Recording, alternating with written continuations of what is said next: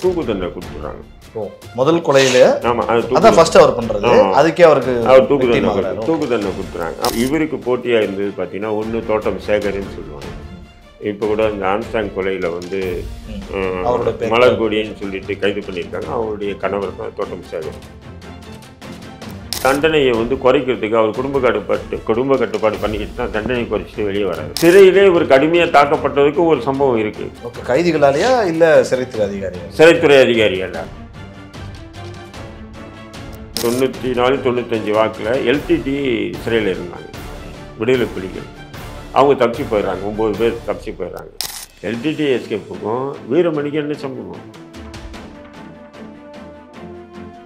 இவர் அதிமுக யார்? வீரமணி. அப்போ வீரமணி தான் இந்த திமுக பேரணியில் கலவரத்தை ஏற்படுத்தி மிகப்பெரிய படுகொலைக்கு காரணமாக இருந்தாங்க திமுககாரங்க அப்படின்ற மாதிரி திமுக மிகப்பெரிய அளவுக்கு பேசினாங்க.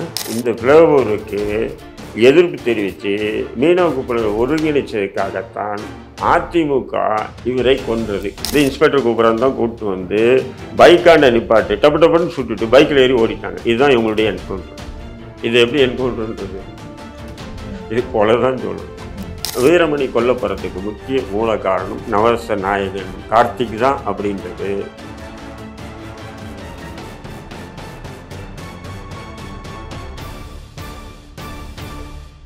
ஜாம்பவான் நேயர்களுக்கு பிரபாகரனின் அன்பு வணக்கம். இன்றைய கிரைம் ஸ்டோரி நிகழ்ச்சியில் நம்மோடு இணைந்திருக்கக்கூடிய சிறப்பு விருந்தினர் நம்முடைய தடார் ரஹீம் சார் அவர்கள். வணக்கம் சார். வாங்க.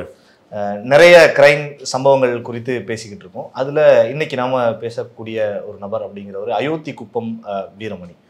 யார் சார் இவர்? யார் இந்த அயோத்தி குப்பம் வீரமணி? எல்லாம் அயோத்தி குப்பம் வீரமணின்னு சொன்னால் ஒரு விதமான ஒரு காலத்தில் அவர் உயிரோடு இருக்கும் இல்லையா, அவரை சென்னை மக்கள் வந்து நான் யார் தெரியுமா, வீரமணியுடைய ஆள் அப்படின்னு சொன்னாவே அப்படியே நடுங்கிற மாதிரி ஒரு சூழல் இருந்தது. அது காரணம் வந்து அவருடைய அணுகுமுறைன்னு ஒன்று சொல்லலாம். எல்லாம் சொல்கிறாங்க அவர்கிட்ட இந்த பணத்தை கூப்பிட்டு வந்தாருங்க. பட் பசங்கக்கிட்ட அணுகுமுறை இருக்குது பார்த்தீங்களா, செலவு பண்ணுறதா இருக்கட்டும் மற்ற எல்லா விஷயத்துக்குமே அவருடைய அணுகுமுறை. பட் இந்த வீரமணியை பற்றி நாம் ஆரம்பத்திலேருந்து பேசணும்னு சொன்னால், ஆரம்பத்தில் ஒரு சாதாரண ஒரு நபராக தான் வீரமணி இருந்திருக்காப்புல. சொந்த ஊர் வந்து கடலூர் ஏதோ இங்கே மீனவ குப்பத்தில் அயோத்தி குப்பத்தில் வந்து இருந்திருக்காப்புல. ஒரு பகுதி பேர் அயோத்தி குப்பம். அங்கே இருந்தாப்புல. அங்கே இருந்துட்டு அப்போ வந்து படகுகள், மீன்பிடி படகுகள் இதெல்லாம் வந்து இரவில் வந்து வேற யாருன்னா சேதப்படுத்திடுறாங்க அப்படி இப்படின்னா அது பாதுகாக்கிறதுக்காக ஃபஸ்ட்டு அவர் நியமிக்கப்படுறாரு இந்த படகுகள். அதுக்கப்புறம் அவருடைய அந்த தைரியம், அவருடைய அந்த செயல்பாடுகள் இது ஒரு பக்கம் அப்படியே இருக்குது. இந்நிலையில் தான் அவங்க சகோதரர் ஒருத்தர் கொல்லப்படுறார். வீரமணியுடைய அண்ணனா தம்பியான்னு தெரில, அண்ணன் தான் போல இருக்கு. வீரகுமார்னு சொல்லிட்டு ஒரு நபர் அவர் வந்து கொல்லப்படுறார். தம்பியா அண்ணனா அது சரியாக தெரியல. வீரகுமார் கொல்லப்படுறார். அப்போ அந்த வீரகுமார் கொல்லப்பட்ட உடனே இவர் அதுக்கு பதிலடியாக இவர் ஒரு கொலை பண்ணுறாரு. யார்? வீரமணி கொலை பண்ணுறாரு. கொலை பண்ணும்போது அப்போ இவருக்கு வந்து ஒரு நல்ல நேம் உருவாயிருது. யார்? அங்கே ஏத்துக்குப்போம் அந்த திருவல்லிக்கேணி முதல் கொலை பண்ண உடனே பேர் தெரியுது. ஆமாம். அந்த கொலையில் வந்து இவருக்கு என்ன ஆயிடுதுன்னு சொன்னீங்கன்னா தூக்கு தண்டனை கொடுத்துட்றாங்க. முதல் கொலையில அவர் பண்றது, அதுக்கே அவருக்கு தூக்கு தண்டனை கொடுத்துறாங்க. அப்போ தூக்கு தண்டனை கொடுத்த உடனே என்ன ஆயிடுதுன்னு சொன்னீங்கன்னா, அப்போ வந்து சுப்ரீம் கோர்ட் வரையிலும் போகிறாங்க. சுப்ரீம் கோர்ட்டில் போய் அதை வந்து கொஞ்சம் கொஞ்சமாக ஃபஸ்ட்டு ஹைகோர்ட்டுக்கு போகிறாங்க, லைஃப் ஆகுதுறாங்க. அப்புறம் சுப்ரீம் கோர்ட்டுக்கு போய் அந்த 7 வருட தண்டனையை ஆக்கி அவருக்கு அந்த நேரத்தில் வந்து 7 வருஷம் சிறையில் இருந்துட்டு விடுதலை ஆகிறாரு. இது நான் சொல்கிறது 84 அந்த 80 வாக்கில் இருக்கும். இந்த 80 இந்த வாக்கில் 7 வருஷம் தண்டனை பெற்று 89-90 தான் இவர் வெளியே வராரு. வெளியே வந்த பிறகு வந்து ஏற்கனவே அவர் சாதாரணமாக அந்த படகுகளுக்கு அங்கே ஒரு காவலாளியாக இருந்த நபர் வந்து இந்த கொலையில் ஒரு 7 வருஷம் இருந்துட்டு வெளியே வந்த உடனே இவர் பிரபலமாக அந்த பகுதிகளில் அறியப்படக்கூடிய ஒரு நபராக வீரமணி. ஒரு பயம் வருது அவரை பார்த்தா. வீரமணி அறியறேன். அதன் பிறகு வந்து உங்களுக்கு தெரியும், சென்னையில் வந்து அந்த நேரத்தில் வந்து இவருக்கு போட்டியாக இருந்தது பார்த்தீங்கன்னா ஒன்று தோட்டம் சேகர்ன்னு சொல்லுவாங்க. இப்போ கூட இந்த ஆம்ஸ்டாங் கொலையில் வந்து மலர்கொடின்னு சொல்லிட்டு கைது பண்ணியிருக்காங்க. அவருடைய கணவர் தான் தோட்டம் சேகர். அப்போ தோட்டம் சேகருக்கும் இவருக்கும் மோட்டிவ் வருது. அங்கே அவர் பிரபலமாக ஒரு நபராக இருக்கார். இப்போ அதை தொடர்ந்து பார்த்தீங்கன்னா திருநான்றது முக்கியமான ஒரு கேரக்டர். திருநான்னு சொல்லிட்டு ஆமாம் திருநாவுக்கும் இவங்களுக்கும் வந்து அடிக்கடி வந்து ஒரு விதமான ஒரு என்ன சொல்கிறது, ஒரு போட்டியில் அது பிரச்சனை மாறி மாறி இருந்துட்டே பிரச்சனை இருக்குது. அவங்க தரப்பில் ஒரு கொலைன்னா இவங்க தரப்பில் ஒரு கொலை, இவங்க தரப்பில் ஒரு கொலைன்னா அவங்க தரப்பில் ஒரு கொலை, இப்படியே மாறி மாறி கொலைகளும் இதற்கிடையில கொலைகளும் நடந்தது. ரெண்டு. திருநா என்பது இது நாள் வரையிலும் பார்த்தீங்கன்னு சொன்னால் திருநாவை பற்றி யாருக்குமே அவ்வளோவா தெரியாது. ஆனால் பிரபல ரவுடி அவர். இப்போது வயசாக இருக்கும் அவருக்கு. அவர் அண்ணன் ஒருத்தர் குண்டு திருநா இருந்தார், அவர் இறந்துட்டார். இப்போ திருநா வந்து இருக்கார், பட் எங்கே இருக்காருன்னு தெரியல. அவர் வயசு இருக்கும், இதுவாக இருக்கும், ஒதுங்கி இருப்பார், ஒதுங்கிங்கன்னா இருப்பார். பட் அவர் அந்த நேரத்தில் வீரமணிக்கே கவுண்டர் கொடுத்த ஒரு நபர் யாருன்னா திருநா தான். அவரும் திருவல்லிக்கேணி பகுதியை சேர்ந்த ஒரு நபர் தான் திருநா. அப்போது இந்த விஷயங்கள் தான் வந்து இன்னும் வந்து ஃபஸ்ட்டு அந்த ஐயாத்தி குப்பம், அப்புறம் நெச்சி குப்பம், அப்புறம் திருவல்லிக்கேணி, அப்புறம் வந்து மவுண்ட் ரோடு, இப்படி இருந்த இவருடைய இந்த ஒரு ஒரு தொடர்பு வட்டம், அந்த வட்டம் அப்படியே வந்து விரிஞ்சு சென்னையை தாண்டி தமிழ்நாடு அப்படின்ற நிலைக்கு வந்து வீரமணி வந்து போகிறான். தமிழகம் முழுவதும் தெரிய ஆரம்பிக்கிறாரு. வீரமணின்னா எல்லாருக்கும் தெரிகிற ஒரு நிலையாகுது. அப்போ இந்த நிலையில தான் வந்து என்ன ஆகுதுன்னு சொன்னீங்கன்னா, இப்போ இவருடைய கூட்டம், இவரை சார்ந்த நபர்கள் நிறைய பேர் இருக்காங்க. அடிக்கடி வழக்கு, குண்டர் சட்டம் போடுறாங்க, சிறைக்கு வராங்க, வெளியே பெயில் எடுக்கணும் அப்படின்னும் போது அப்போ இவருக்கு வந்து பொருளாதார தேவை இருக்குது. அப்போது இவர் என்ன பண்ணுறாரு, ஃபஸ்ட்டு ஒரு படகு வாங்குறாரு, 2 படகு வாங்கினார். கடைசியாக பார்த்தீங்கன்னா அவர் சாகும்போது பார்த்தீங்கன்னு சொன்னால் டிஆர் பாலு இருக்கார் இல்லைங்களா, அவரது விசைப்படகு இல்லை, அந்த மோட்டார் படகு இருக்குது பார்த்தீங்களா, அவரது தான் வந்து தமிழ்நாட்டிலே அதிகமான படகு இன்னைக்கு கூட. டிஆர் பாலு இருக்கு, யாருக்குமே தெரியாது. அந்த தொழிலில் டிஆர் பாலு நம்பர் 1. மீன்பிடி இதில் வந்து அந்த அளவுக்கு வந்து அவர் படகு வச்சுருக்காரு. அதுக்கு அடுத்த நிலையில் யார் வச்சுருந்துச்சுன்னா வீரமணி தான். டிஆர் பாலுக்கு அடுத்து இவர் தான் அவ்வளோ அதிகமான வச்சுருந்தார். அப்போ வச்சுட்டு அப்போ என்ன பண்ணுறாரு, வரக்கூடிய அந்த பொருளாதாரத்தை முழுக்க வந்து அவர் அப்படியே செலவு பண்ணுறாப்புல, இதுலேயே வந்து செலவு பண்ணுறாப்புல.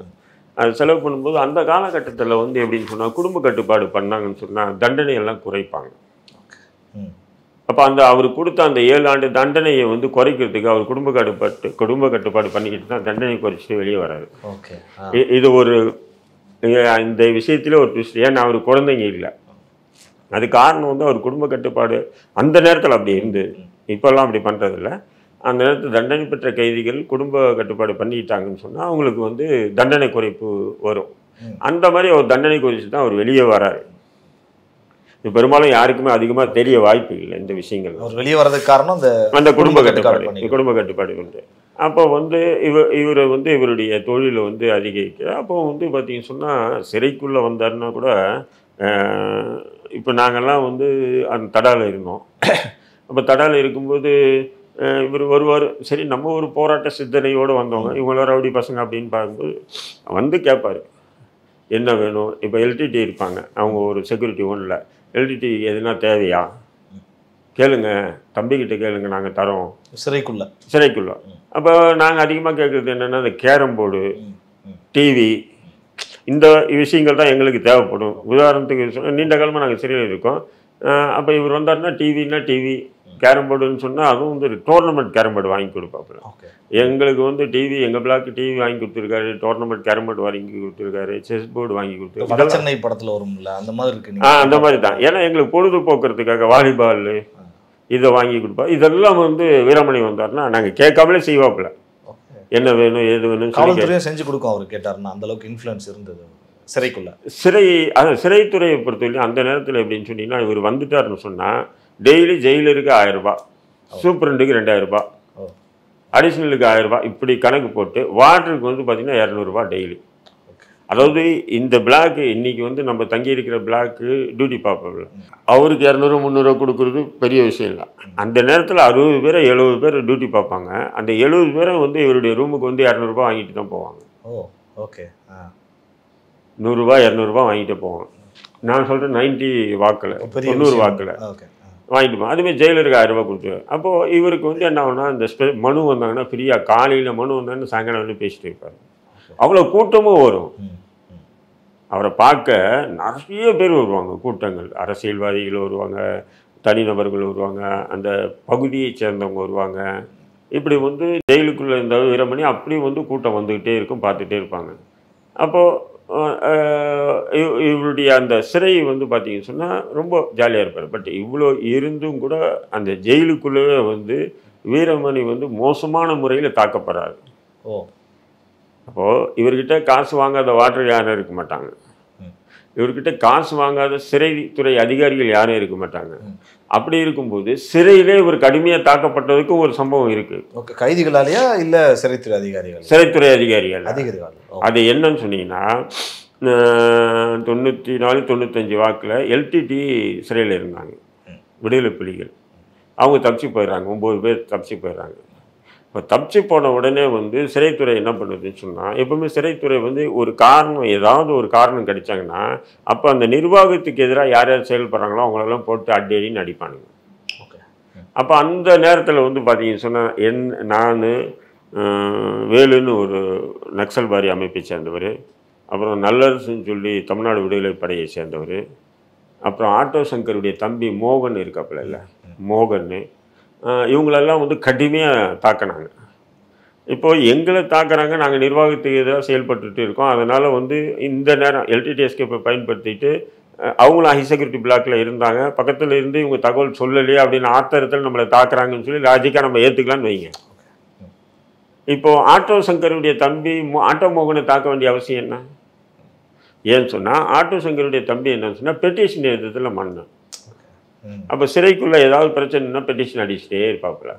அதனால தான் ஆட்டோ சங்கர் மோகனுக்கு வந்து ஆட்டோ சங்கருடைய தம்பி மோகனுக்கு வந்து கையை வடிச்சிட்டாங்க. சரி, ஆட்டோ சங்கருடைய தம்பியாச்சும் வந்து சிறைக்கு எதிராக நிர்வாகத்தினுடைய தவறுகளை சுட்டி காட்டி பெட்டிஷன் எழுதுகிற, அதனால் கையை வடித்தாங்க, அடித்தாங்க, அதெல்லாம் ஒரு லாஜிக்காக இருக்கும். வீரமணிக்கு இதுக்கு என்ன ஏன் சம்மந்தம்? எல்டிடி எஸ்கேப்புக்கும் வீரமணிக்கு என்ன சம்மந்தம்? உங்களுக்கு தான் வந்து முழுக்க முழுக்க படி இழந்துட்டு இருந்தார். சாதாரணமான வாண்டர் முதல் கொண்டு உயர் அதிகாரிகளையும் அவர்கிட்ட காசு வாங்கிட்டு தான் இருந்தீங்க, எதுவுமே பண்ணலையே. அப்படி இருக்கும்போது என்னன்னு சொன்னால் அங்கே ஒரு ட்விஸ்ட் வருது. ஒரு தடவை சிறையில் அவங்க மனைவி வந்து மனு பார்த்துட்டு இருக்கும்போது ஒரு அதிகாரி வந்து ஒரு தவறாக நடந்துகிட்டே இருக்காப்புல.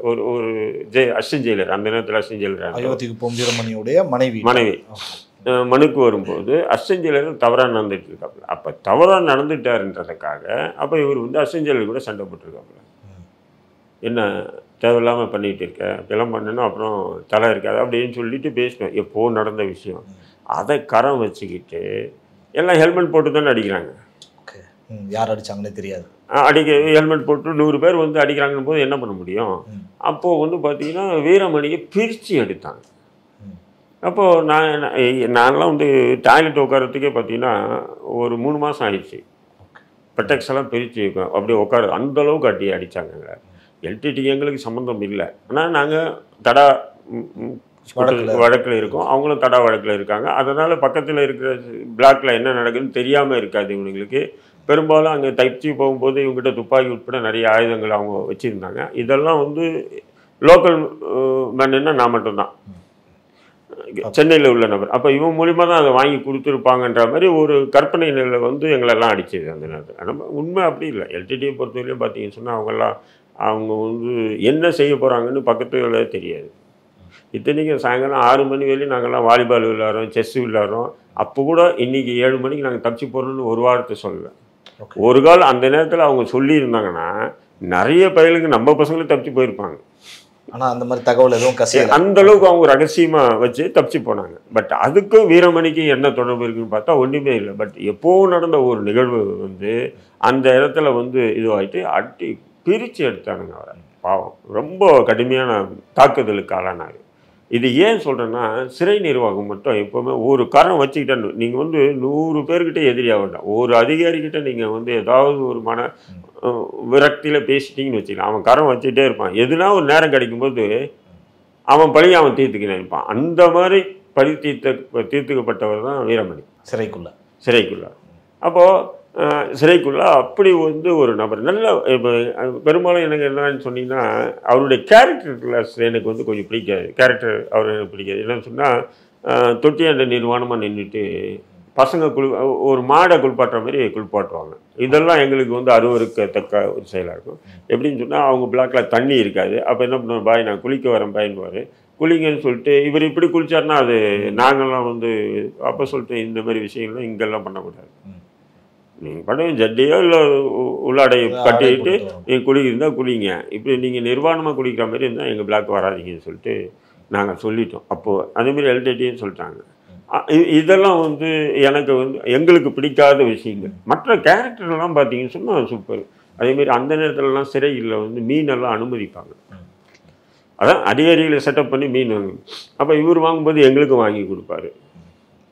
என்ன சாப்பிட்றாரோ அந்த உணவு எங்களுக்கு வாங்கி கொடுப்பாரு.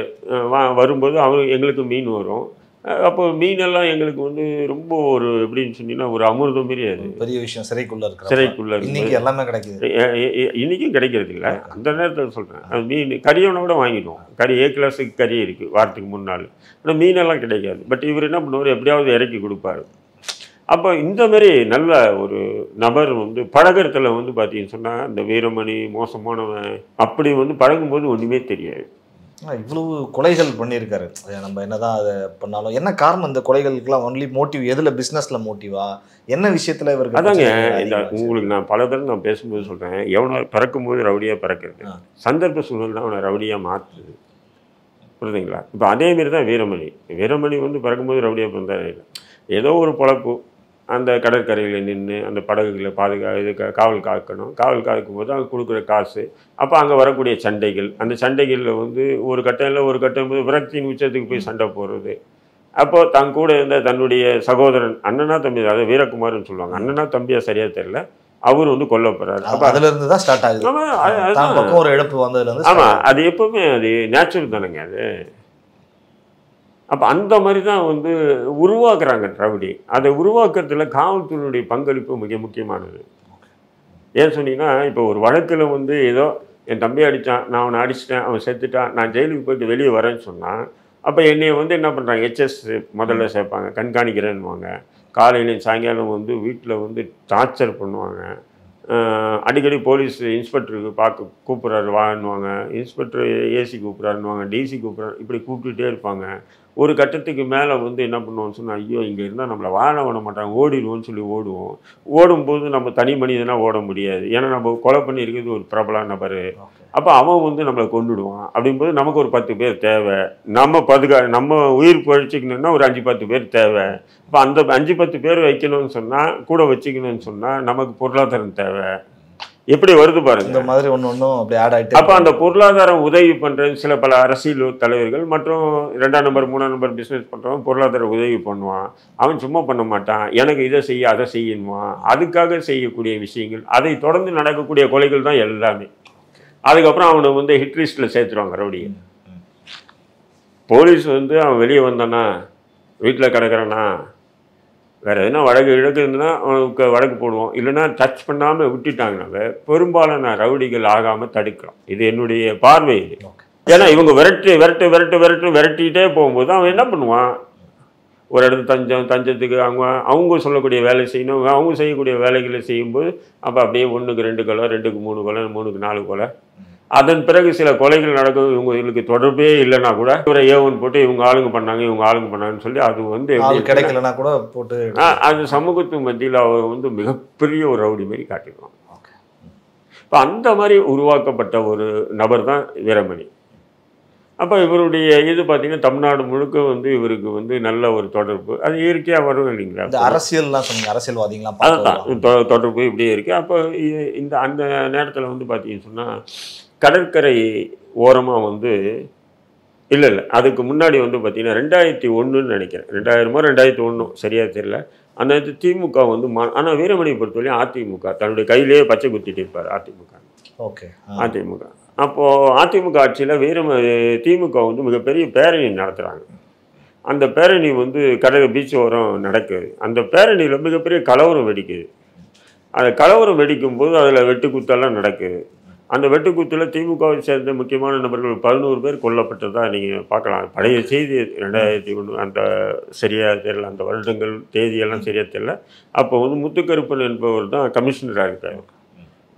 அப்போ அந்த நேரத்தில் பார்த்தீங்கன்னு சொன்னால் இவர் அதிமுக யார், வீரமணி. அப்போ வீரமணி தான் இந்த திமுக பேரணியில் கலவரத்தை ஏற்படுத்தி மிகப்பெரிய படுகொலைக்கு காரணமாக இருந்தாங்க திமுககாரங்க அப்படின்ற மாதிரி திமுக மிகப்பெரிய அளவுக்கு பேசினாங்க.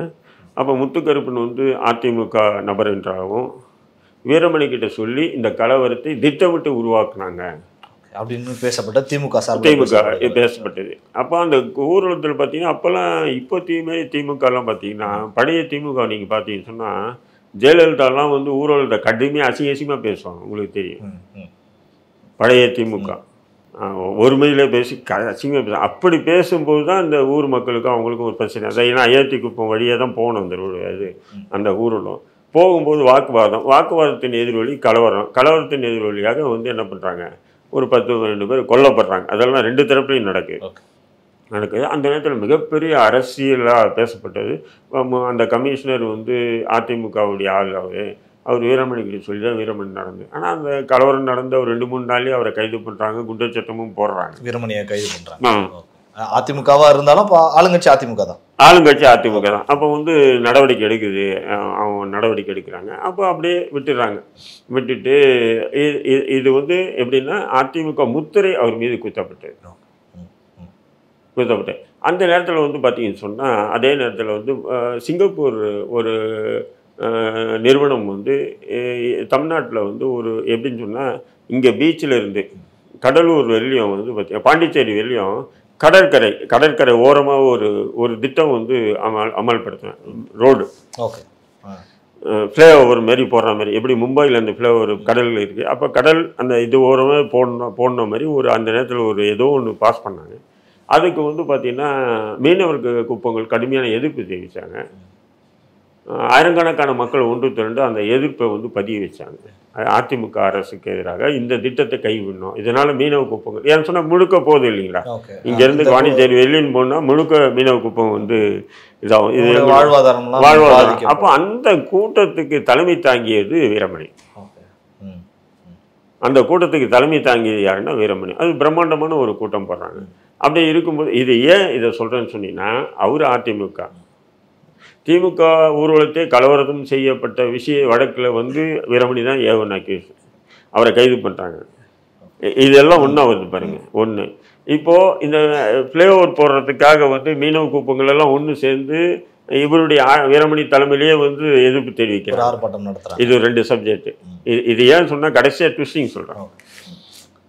அவர் கொல்லப்பட்ட உடனே அதிமுக ஆட்சியில் தான் கொல்லப்படுறாரு அவர். அப்போ ஊடகங்கள் பெரும்பாலும் எழுதிய செய்திகள் என்னென்னா இந்த ஃப்ளைஓவருக்கு எதிர்ப்பு தெரிவித்து மீனவ குப்பங்களை ஒருங்கிணைச்சதுக்காகத்தான் அதிமுக இவரை கொன்றது அப்படின்னு ஊடகங்கள் எழுதுறாங்க. அந்த நேரத்தில் சொந்த கட்சி கொண்டாங்க. ஆனால் உண்மையான காரணம் அது அல்ல. இது கிடையாது, இந்த விஷயம் கிடையாது, அது போராட்டம் கிடையாது. இல்லை, அந்த போராட்டம் கிடையாது. பட் அந்த நேரத்தில் வந்து எல்லாரும் அப்படி தான் எழுதுறாங்க. என்ன சொன்னால் மீனவ குப்பங்களை ஒருங்கிணைச்சது, மிகப்பெரிய மக்கள் திரளை ஒன்று சேர்த்து ஒரு ரவுடி பையனால் இவ்வளோ பெரிய கூட்டத்தை எப்படி சேர்க்க முடிஞ்சுது, இது எல்லாமே வந்து மிகப்பெரிய ஒரு கூட்டம். அப்படிங்கும்போது ஒரு அதிர்ச்சியாக இருந்தது.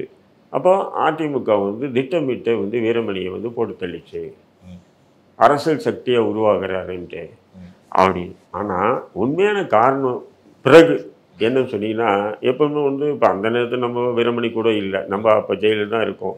வீரமணி கொல்லப்படும் போது என்கவுண்டர் செய்யப்படும் போது நான் சிறையில் தான் இருக்கேன். அப்படிங்கும்போது அப்போது சொல்லக்கூடிய அந்த அவர் கூடவே இருந்த நபர்கள் வந்து சிறைக்கு வராங்க இல்லையா, அவங்க சொல்லக்கூடிய தகவல்கள் தான் என்ன நடந்தது அப்படின்னு சொல்லும்போது அப்போ வந்து பார்த்தீங்கன்னு சொன்னால் அந்த வெள்ளதுரையும் என்கவுண்டர் ஸ்பெஷலிஸ்ட் அவரும் அவர் கூட பெஞ்சமின்னா ஏதோ ஒரு பேர் கொண்ட நபர் 2 பேர் எஸ்ஐ வந்து வராங்க. அப்போ இவர் கடற்கரை ஓரமாக நின்று பீச் இருக்குல்லையா, தண்ணி இருக்கு இல்லையா, அந்த கப்பல் அந்த படகெல்லாம் நிற்கும் பாருங்க, அந்த படகு மேலே கை வச்சுட்டு இவர் கூட்டாளிக்கு ஒரு 10-20 பேர் நிற்கிறாங்க, பேசிகிட்டே இருக்காங்க. அப்போ இவங்க 2 பேரும் வந்தோடனே இப்போ ரவுடிஸை பொறுத்தவரையிலும் ஒரு பழக்கம், போலீஸை ரொம்ப மரியாதை கொடுப்பாங்க. சாதாரணமான கான்ஸ்டபிள் கூட இங்கே வாடான்னா பிரபல ரவுடி கூட அண்ணே சொல்லுங்கண்ணேன்னுவான், அந்த மாதிரி. அப்போ வந்து இவங்க 2 பேரும் வந்தோடனே எஸ்ஐ வந்தோடனே என்னடா இங்கே இருக்கீங்க, இல்லைங்க நான் சும்மா பேசிட்டு இருக்கோம், நான் இன்ஸ்பெக்டர் கூப்பிட்றாரு வா அப்படின்னு சொல்லி கூப்பிட்றாங்க. கூப்பிடும்போது அப்போ சொல்கிறப்பல பசங்க எல்லாம் வரும்போது யாரும் வராதிங்கிட்டா அப்படின்னு இவரும் சொல்கிறார், நீங்கள் வராதிங்க, இன்ஸ்பெக்டர் கூப்பிட்றாரு, நான் பேசிட்டு வரேன் அப்படின்னு சொல்லி வராரு. இவர் என்ன பண்ணுறாரு, அந்த வெள்ளதுரை கூப்பிட்டோன்னே வெள்ளதுரையும் அவர் கூட இருந்த ஒரு எஸ்ஐ 2 பேரும் சேர்ந்து என்ன பண்ணுறாங்க அப்படியே நடந்து வராங்க. அந்த பீச் மணல் இருக்கு இல்லையா, அந்த மணலில் ஃபுல்லாக நடந்து வந்து அந்த பீச் ஓரம் ரோடு ஒன்று இருக்கும் பார்த்தீங்களா, வாக்கிங் போகிற மாதிரி ரோடு, பீச்சை ஒட்டி அந்த ரோடுக்கு வந்தோன்னா அங்கே தான் இவங்க பைக் நிற்கிது. யாரையும் இந்த 2 எஸ்ஐ வந்தாங்களே அவங்களுடைய பைக் நிற்கிது. அங்கே வந்த உடனே என்ன பண்ணுறாங்க, அந்த பீச்சிலேருந்து அப்படியே நடந்து வராங்க பேசிட்டு, அந்த இடத்துல நின்று ஒரு 2-3 செகண்ட் தான் பேசுகிறாங்க. டப்புன்னு துப்பாக்கி எடுத்து டப்பு டப்பு டப்புன்னு சுட்டுறாங்க. ஓகே, யாரை வீரமணி அந்த இடத்துல டப்பு டப்புன்னு சுட்டுறாங்க. அந்த பசங்க பார்த்துட்டு இருந்தானுங்கல்ல, டேய் அப்படின்னு சொல்லிட்டு அங்கேருந்து ஓடி வர்றதுக்குள்ளே இவங்க பைக் எடுத்துகிட்டு ஓட்டாங்க. எஸ்ஐ இங்கே வந்து இவங்களை சுட்டுட்டு என்கவுண்டர் பண்ணிட்டு வண்டி எடுத்து பைக் எடுத்துகிட்டு ஓட்டாங்க. ஓகே, அதான் நடந்த ஒரு நிகழ்வு. ஆனால் இவங்க 2 பேரும் அவர் நின்றுட்டு இருந்தா பார்த்தியா வீரமணி, அந்த இடத்துல சுட்டு இருந்தாங்கன்னா இவங்களால ஓடி வந்திருக்க முடியாது. ஏன்னா மணலில் ஓடுறதுக்கு அது தனி திறமை வேணும்.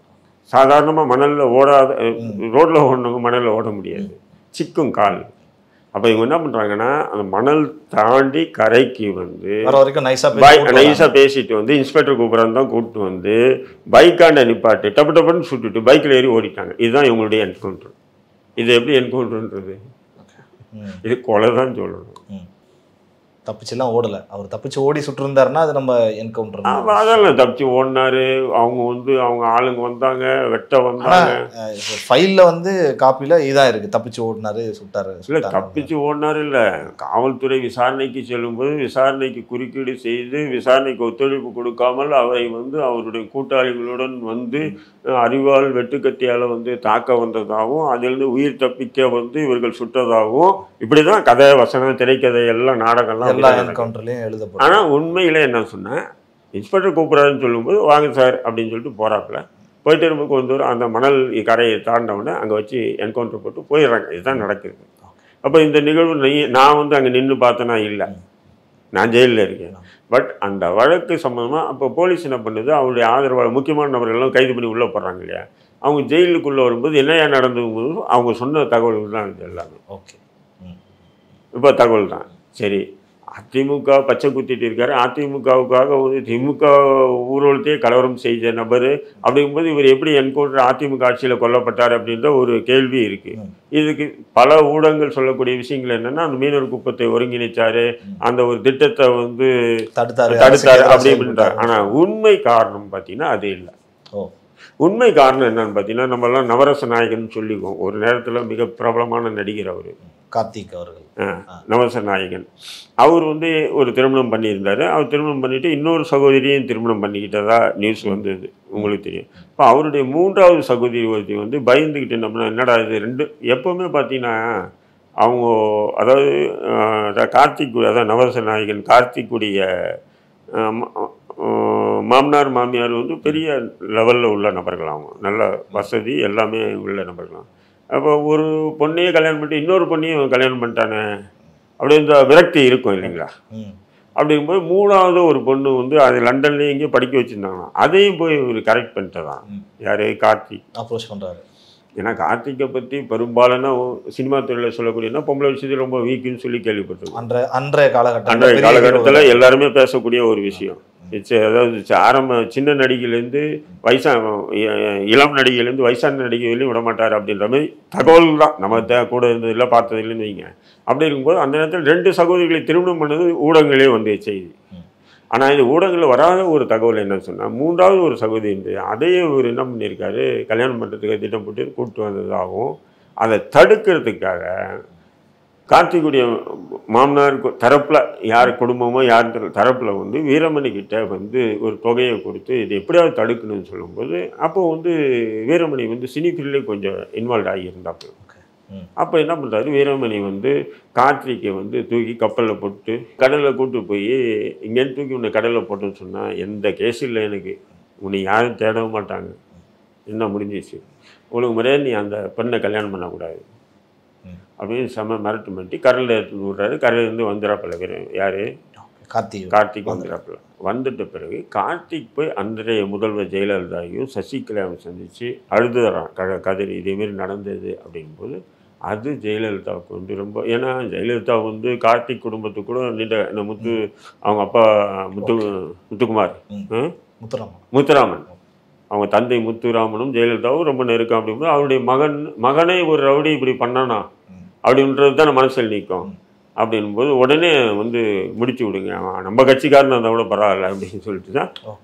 ஆனால் வீரமணி கொல்லப்படுறதுக்கு முக்கிய மூல காரணம் நவரச நாயகன் கார்த்திக் தான் அப்படின்றது அவருடைய உடன் இருந்த நபர்கள் சிறைக்கு வந்து சொன்ன தகவல்கள் தான். ஆனால் அது வந்து பார்த்தீங்கன்னா கரெக்டாக எல்லாமே ஃபேக்டாக தான், கொஞ்சம் ஒத்து போகுது இல்லை, உண்மை தான். அவங்க நபர்கள் ஏன்னா அந்த நேரத்தில் வந்து கார்த்திகே வந்து மிக பிரபலமாக இருக்காரு, அவரு கடலில் தூக்கிட்டு போயிட்டான்னா என்ன ஆகுறது அப்படிங்கும்போது அப்போ வந்து போலீஸை முடக்கி விடுறாங்க, என்கவுண்டர் பண்ணுறாங்க. அது அதிமுகவுக்கு ஆதரவான ஒரு நபர் அதிமுக ஆட்சியிலேயே படுகொலை செய்யப்பட்டது. இதுதான் வீரமணியுடைய கதை. இன்னொன்று என்ன சொன்ன, வீரமணிக்கு வந்து பார்த்திங்கன்னா இவ்வளோ வருமானம் இருந்து நான் சொன்ன பார்த்தீங்களா, சிறையில் வந்து எவ்வளோ செலவு பண்ணுவார்னா வெளியே இருக்கும்போது காவலர்களுக்கெல்லாம் எவ்வளோ செலவு பண்ணியிருப்பார், எக்கச்சக்கமாக. இன்ஸ்பெக்டர் எல்லாம் ஏரியா ஃபுல்லாக காசு தான், எல்லாம் அள்ளி வீசுவாராம். இன்றைக்கி கூட அவருடைய மனைவி வந்து பார்த்திங்கன்னா இந்த நீச்சல் குளம் இருக்குல்ல பீச்சில், நீச்சல் குளத்தை பற்றி உதயா அவங்க பேர், பக்கத்தில் பார்த்தீங்கன்னா சாப்பாடு கடை வச்சுருக்கு. இப்போ இருக்காங்க சாப்பாடு கடை வச்சுக்கிட்டு சாதாரணமான இன்னைக்கு கூட நீங்கள் பேப்பரில் அல்லது கூகுளில் போய் சர்ச் பண்ணுங்கள் வீரமணின்னு பார்த்தீங்கன்னா 500 கோடி 1000 கோடின்னு போடுறாங்க. எப்படி 500 கோடி 1000 கோடிக்கு அதிபதி இப்படி அப்படின்னு போடுறாங்க. ஆனால் அவங்க மனைவி வந்து பார்த்திங்கன்னா நீச்சல் குளத்துக்கு பக்கத்தில் அந்த சாப்பாடு கடை வச்சுக்கிட்டு பொழப்பு நடத்துகிறாங்க. இதுதான் யதார்த்தம். அதனால் சில ஊடகங்கள், ரெண்டாவது வழக்குகள், ஒரு 2 கொலை கேஸ் இருந்தாவே அது அப்படியே போய் அடிக்கடி குண்டாஸ் போடும்போது ஃபிட்டிங் கேஸை போட்டு அப்போ என்ன ஆகுது, ஊடகத்தில் செய்திகள்லாம் வந்து 50 வழக்கு 20 வழக்கு 30 வழக்குன்னும் போது பார்க்குற மக்கள் என்ன, நான் என்கவுண்டர் போட்ட உடனே இவ்வளோ பெரிய மோசமானவன் இவன் சாகிறது தான் நல்லது அப்படி தான் பார்ப்பாங்களே தவிர இது ஆரம்பம் எப்படி, இது எதனால் இது உருவாயிடுச்சுன்றது யாரும் பார்க்கறது இல்லை.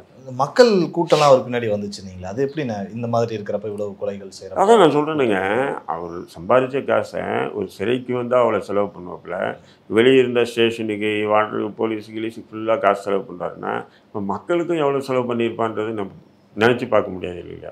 உடனே இருந்த நபர்களுக்கெல்லாம் எவ்வளோ செலவு பண்ணியிருப்பாப்புல. அதேமாரி காசு அவர் வருமானமும் அவ்வளோ வந்தது, அவர் அவ்வளோ செலவு பண்ணிவிட்டு கடைசியாக வந்து என்ன பண்ணுறாரு, அதனால தான் வந்து பார்த்திங்கன்னா அந்த திட்டத்தையே வந்து அதிமுக அரசு கைவிடும் அளவுக்கு நிலை மாற்றி விட்டது வீரமணி தான். ஆனால் எல்லாரும் வீரமணி என்கவுண்டருக்கு காரணம் இதுதான் அப்படின்னு சொல்கிறாங்க. ஆனால் உண்மை காரணம் அது இல்லை, நவரச நாயகன் தான் காரணம், வேறு எதுவுமே இல்லை. இந்த கிரைம் ஸ்டோரி நிகழ்ச்சியில் நிறைய பேரை பற்றி பேசிக்கிட்டு வரோம். இன்றைக்கி வீரமணி அவர்கள் குறித்து பேசியிருக்கீங்க. வேறொரு நிகழ்ச்சியில் சந்தித்து மீண்டும் உரையாடுவோம். நன்றிண்ணா. நன்றி.